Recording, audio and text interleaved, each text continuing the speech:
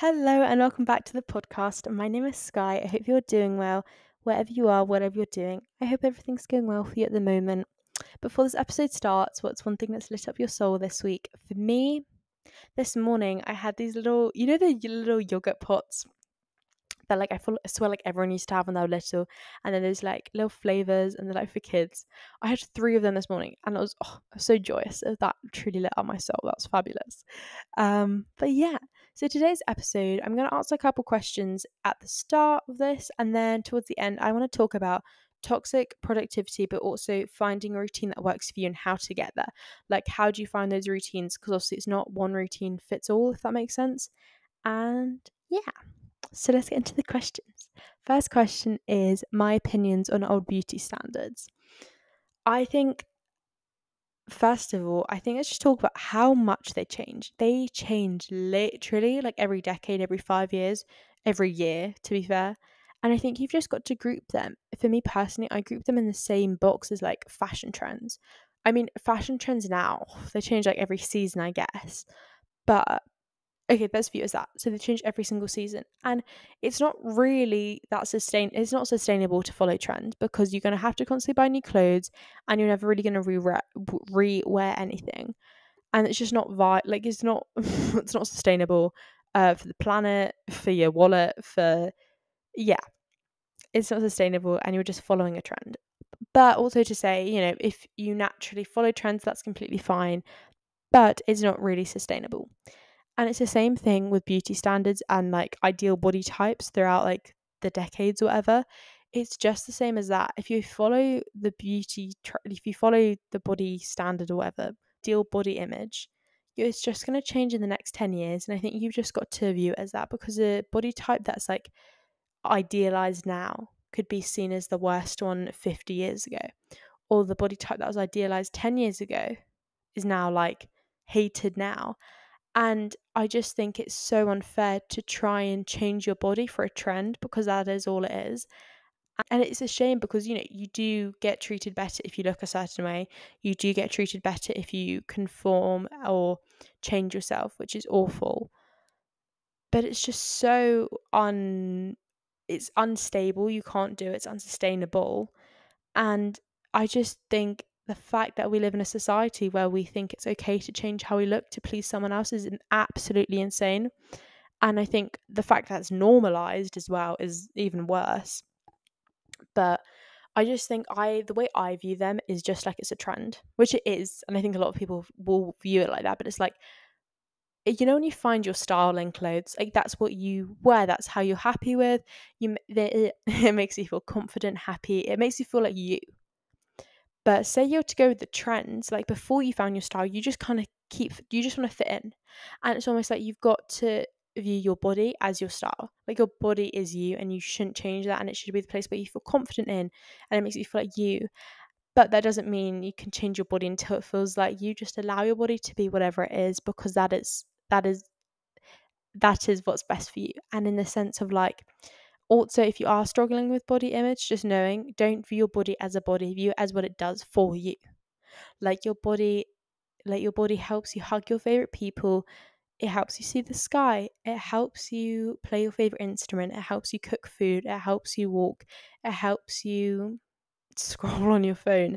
It helps you hit. It helps you see. It helps you process emotions. It helps you talk to your friends and all these things. And I think when we just view it as a body, as an object, it's it's awful and it can get so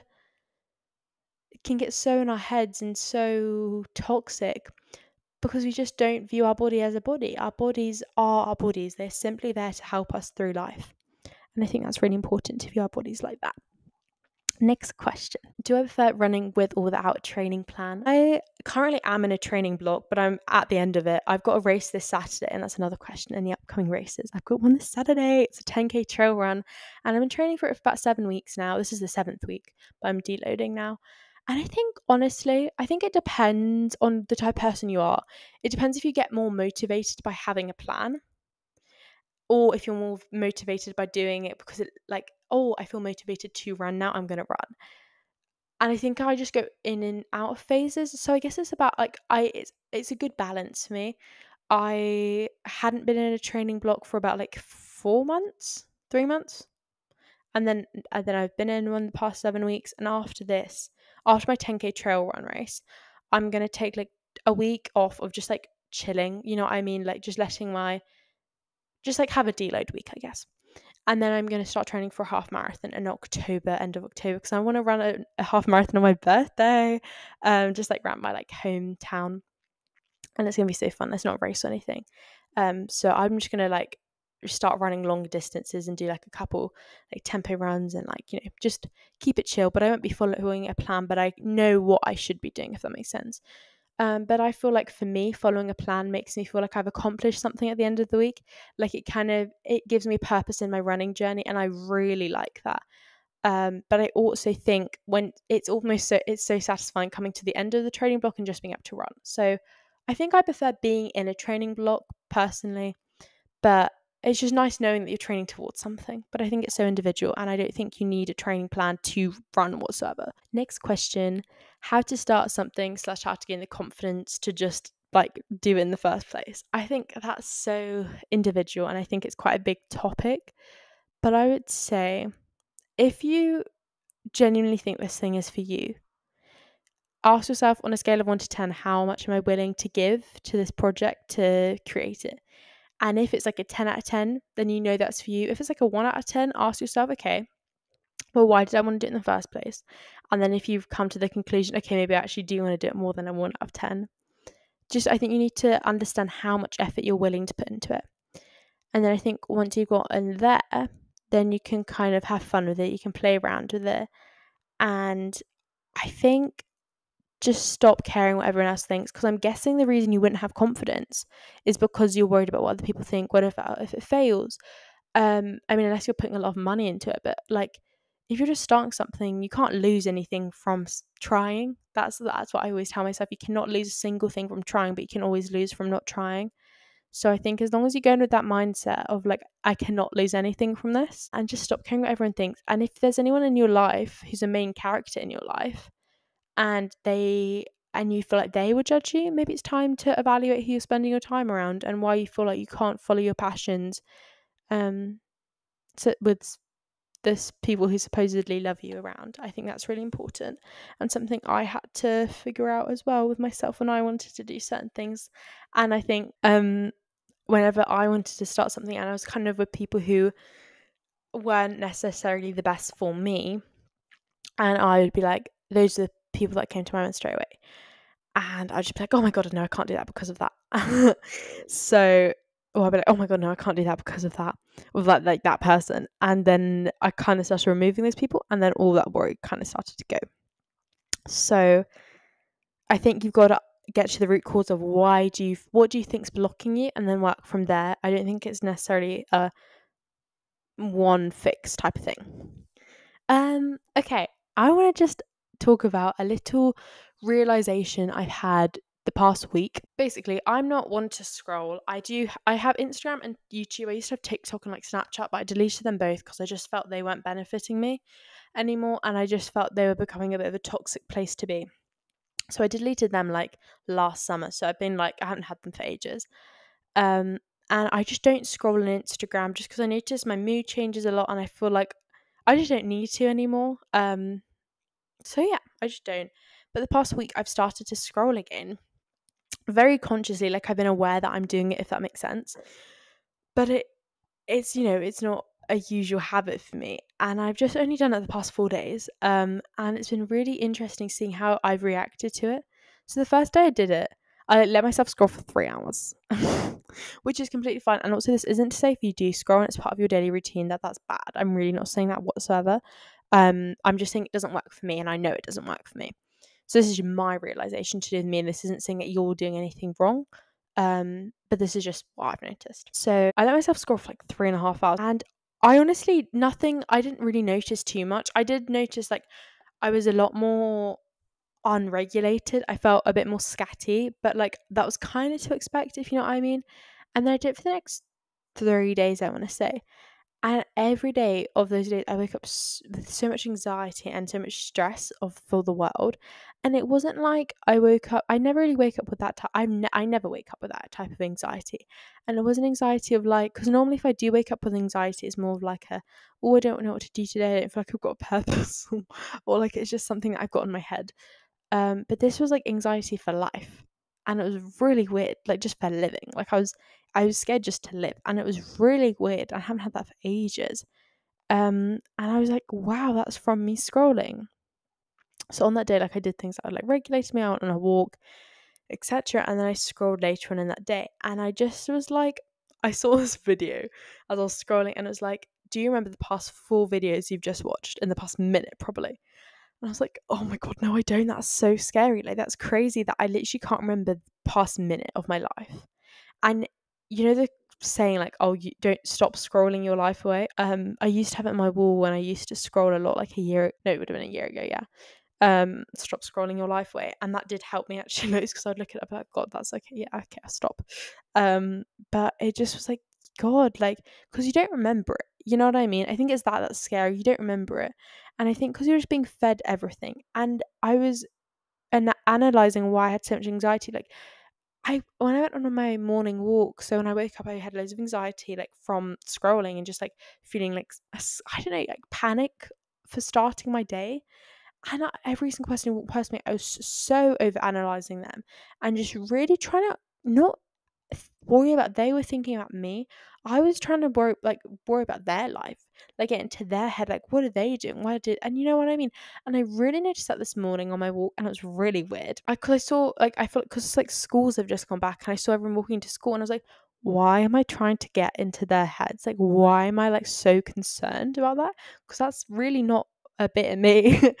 And I was just like, I'm trying to overanalyze everything, because it's almost, I don't know, understimulating for my brain. It was really weird. I haven't quite figured it out yet. But I think it was just the thing of, I was like, that's not normal to be like, it's a normal human response to analyze people. Like, you're walking down the street and you see 2 kids walking to school. You're like, okay, 2 kids walking to school. How do you know they're walking to school? They got a school uniform on, and it's early in the morning, and they look young. So they're probably 2 kids walking to school. You know what I mean? Like, that is normal analyzing, but it's not normal to be like, you see someone walking to school on their phone, and this is kind of what I was doing this morning, and I was like, oh, I wonder what they're doing. I wonder what they're thinking about, like their phones right now. I wonder what they're watching. I wonder, like, you know what I mean? I was just really trying to get into their heads, and I don't know why, but it was really weird. Anyway, and then I put that down. Sorry, that was yesterday. So yesterday I decided to have a no phone day, because I've been trying to do that so for the past like month, I've been trying to do that every day, have a no phone day, and I love it, and it just like it refreshes my soul. But don't get me wrong, I do also love going on Instagram. Like, I love checking up what everyone's doing. I love messaging my friends on there. And I love posting, and I love having it as a creative outlet, and all the things like I've gained from it. So don't get me wrong, but I love having a day without it as well. So yeah, I just noticed I was really trying to overanalyze everything from it. And that was my little realization. And I just think it's crazy, because we're just processing like 10 videos in a minute, which our brains are not designed to do. And I mean, our brains aren't designed for phones or whatever, but like, it's just so unnatural for us. And it just really got me feeling unregulated and so scatty, because like to literally to slow down your nervous system, you just need to start slowing down. So when we are scrolling and watching 5 videos per minute, 10 videos per minute, like 20 videos in like 5 minutes, our nervous system is going kind of crazy, because it's trying to process so much in such a small amount of time. And that's what Instagram does. And like TikTok, whatever, like the For You page is to like, it's designed to keep us hooked. And I think the difference with that and like YouTube is, like, with YouTube, you have your homepage, you get to pick what you watch. And I know there's still an algorithm, and I know it's still pushing stuff out at us, but like at the end of the day, the long form content you watch, you get to choose what you spend. You know what I mean? Like, if you want to watch a video about how to play guitar, I don't know, or like watching someone's morning routine, you get to choose what you click on. But with shorts or like reels or like just short, like TikToks or whatever. You're just scrolling. Like, you can't choose what you get to watch, if you know what I mean. And I think that's the toxic and harmful thing, because you're watching videos you never would normally watch. Anyway, that is my little realization, and I just realized scrolling really does not help me or benefit me, and it really just kind of it's not good for me. But that was my little realization. So yeah. I also, okay, now I want to talk a bit about routines and like the benefits of having a routine and how to find one that works for you, because I think, as I said, we watch these videos on YouTube of other people's routines, morning routines, and I think that's a very like popular video. Um and I think it's interesting because we see these other routines and they're all aesthetic and they're all nice. And like, okay, I'm going to try. And we do it for a day. And then it comes to the next evening and we're exhausted from doing it because it's so unnatural for us, and it's not for us. And I also think it's important to note, all these people who are doing these routines, that's their job. So, they have time to do that. I've always unconsciously had a morning routine, just something that I follow every morning. But I've never necessarily journaled about it or actually thought about it or think, okay, what's most beneficial for me? What's going to help my life the most? And I've done that the past like 2 months, and I've just been trying to figure out one, and I kind of tried it for like a month, and the past 3 weeks I really found one that works for me, and I've been doing it every single day for 3 weeks. And it's funny, the past 4 days have been the only days where I haven't been doing it, and those are the days I've been scrolling. Anyway, so my morning routine is I wake up, I open my blinds, I brush my teeth, and then I go for a walk. That is my morning routine. And that walk can be put some shoes on, open the door, walk to the next house and come back, go to the post box, or go like around the block. It's like an under 20-minute walk, and it's just to get me regulated if I have any anxiety about anything. And I ask myself every morning, how am I feeling? And it just gets me more in tune with myself, because I think that's so important to understand who you are before your day starts. Because I think we're constantly changing, in the sense, not our souls are changing, just like we need different things. We might have different interests one day, we might have a different plan, we might have something that's new to us, so we might need some extra support from ourselves, that type of thing. And that's what I do every morning, and it just sets me up for the day so insanely well.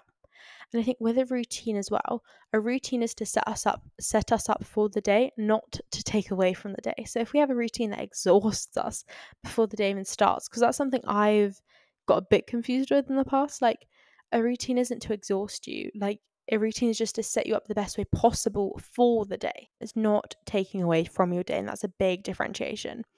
So when we have a routine, it's not meant to exhaust us, it's not meant to take away from it.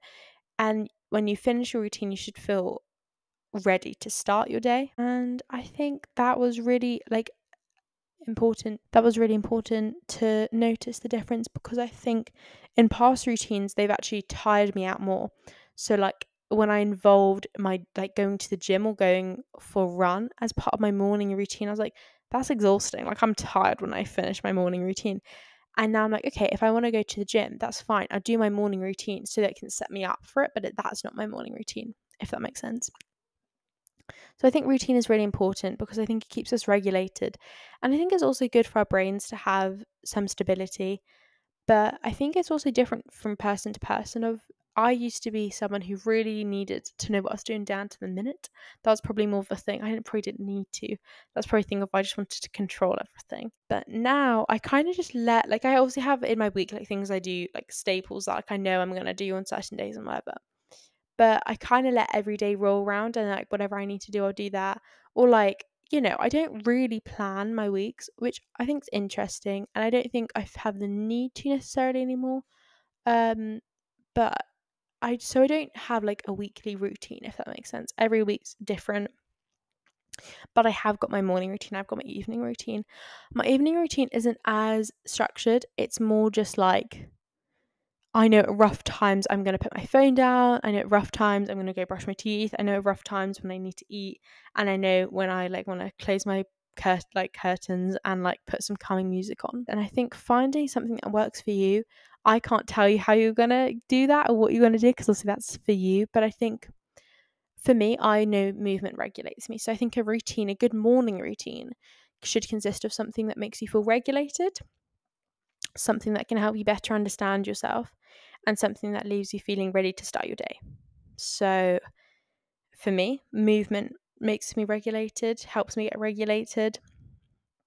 On that walk, I can ask myself who I am, and then brushing my teeth makes me feel ready to start my day. So then I'll have breakfast and get changed. So, and then with a night routine, I think it needs to calm you down. You need to calm down, slow down, but find those things that help you do that. And I think that's really important to have routines, but also these routines aren't meant to tie you down. And some mornings you're not going to be able to go on a 20-minute walk. You're not going to be able to, so you go on a 2-minute walk. Or some mornings you don't have time to go on a walk at all, and that's okay. But just doing little things. And even if you don't have time to go on a walk, then you sit by your window for 1 minute and watch the world go by. And that's something I've told myself. I said, if I don't have time to go for a walk, I set time for 1 minute and I look through the window, because that calms me down. So I think routine in that sense is really important. And I think another thing I want to talk about is there is so much importance of doing something for you every single day, no matter how small that is.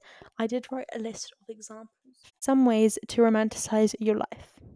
You could put on relaxing music 10 minutes on before you sleep, eat breakfast facing a window, have your water with lemon in it, open a window, slow down, tidy your space, ask yourself how you are. Checking in with yourself. Every morning, ask yourself, what do I need today? What's one thing I could do for my future self? What will make tomorrow 10% easier? What foods will make me feel good today? What foods will feed my soul? Etc., etc. That, all those things are just little ways to romanticize your life. Maybe you could buy yourself flowers or play your favorite song or have a little dance, whatever feels good to you. But those things I try and implement weekly. And I think just having a list of things you can do, and almost like visibly, like just stick on your window maybe, of things you can do for yourself, just to be like, okay, maybe I could open my window right now. I know it's like we're coming into like autumn. It's actually cold in the UK right now, in England.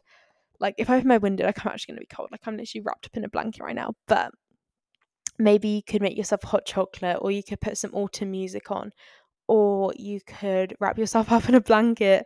You could buy yourself some flowers, or you could get yourself a nice cup of water.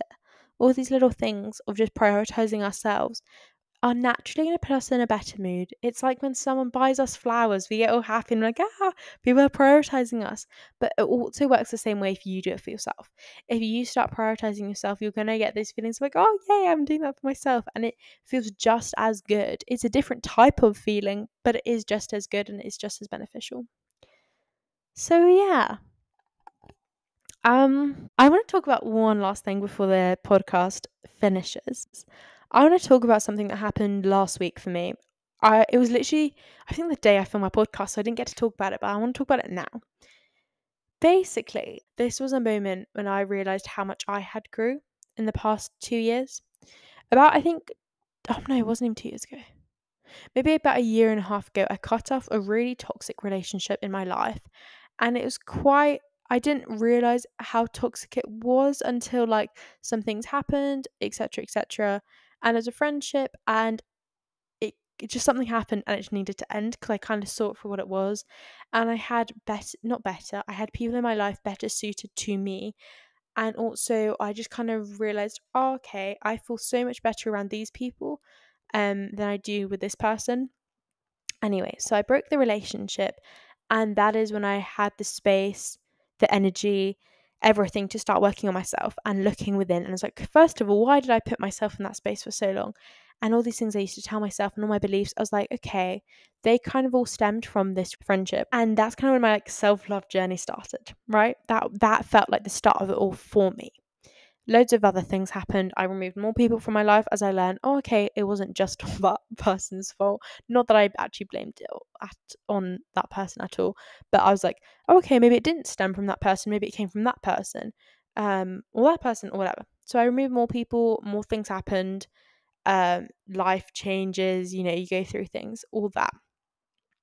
Anyway, and actually was about 6 months. It was the start of, I don't know why I feel like we're still in summer.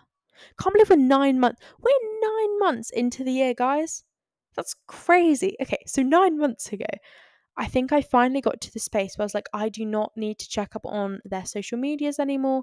I do not need to know what they're up to. Like, I know that that doesn't benefit me. That does not serve me.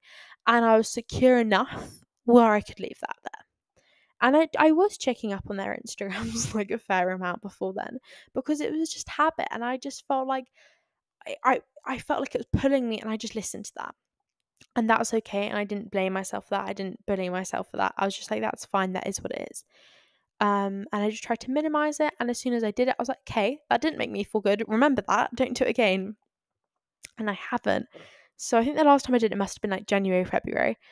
Anyway, and you just completely forget about something because your life's going really well. And I was having this day 2 weeks ago, a week ago, and it was a bit of a rough morning, but the end of the day was fabulous, and it felt so good. I felt so connected to myself, and everything was just flowing. Everything felt so in flow with myself. And I turned off my phone. I felt really in control of my day because I had a bad morning, and then I really turned it around, and I was so proud of myself for that.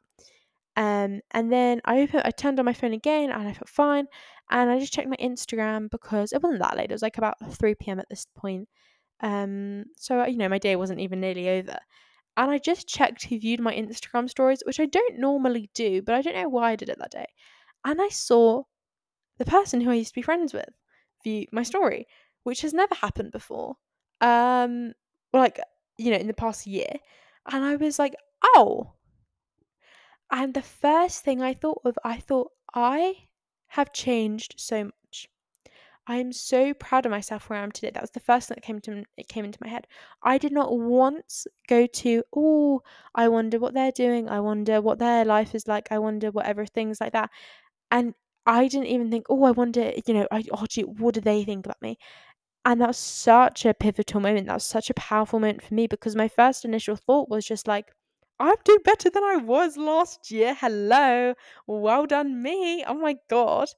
I was just proud of myself, and I didn't want to go into their head. Like, I didn't want to, like, I didn't care. Like, I didn't click on their account. Like, I was just like, okay, next thing. And it put me in such a powerful place, because I was like, wow. And then I went on a walk, right? I went down to our river, like our local river, and I got some watermelon, and I was wearing such a cute outfit, and I think I put it on my Instagram story or something.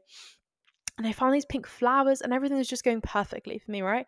And on the walk down there, I was voice noting my friend, and I was just like, oh, that's mad that I've gotten to this space in my life where I can just see someone view my story. Like, I can see their name again, and I feel nothing. Like, I just feel proud of myself. Like, if that was 9 months ago, I would have been triggered. I would have thought, oh my God, that, I'm not doing enough. I would have literally analyzed my whole entire Instagram account to think, oh, do they think my life is good enough? Do I need to change something? Do I need to delete something? Do I need to add something? Do I need to create something? Like, do I need to fake something? You know what I mean? All these things. And I just didn't. And I was just like, I'm cool. Like, I love where I am, and I love what I'm doing. And I am so happy in my life and where I am. And I think it almost just made me think, like, I just don't care about what anyone else thinks of me anymore. And I did look at my account after, but in a way of like, gosh, I'm cool. Like, not like, oh, you have to be cool to be liked, but like, I'm my version of cool. If that you know what I mean? Like, everyone has different versions of what they think cool is. So my version of, like, I'm that, like, I'm someone I wish my younger self would want to be friends with me. Does that make sense? That is where I feel like I am today. And it just made me so innately happy. I was beaming with like sunshine, because I was like, I am doing so much better than I was last year. Not a lot of people can really define, like, 2 years ago, I don't know how long ago it was. Like, I feel like that's such a blessing to know how much you've changed. And that was so amazing. And I felt so happy and so just bright with joy that I have changed. And it was more powerful because I didn't care what they were doing. I didn't care what they were doing. I didn't care at all, because I was so secure where I was in my own life.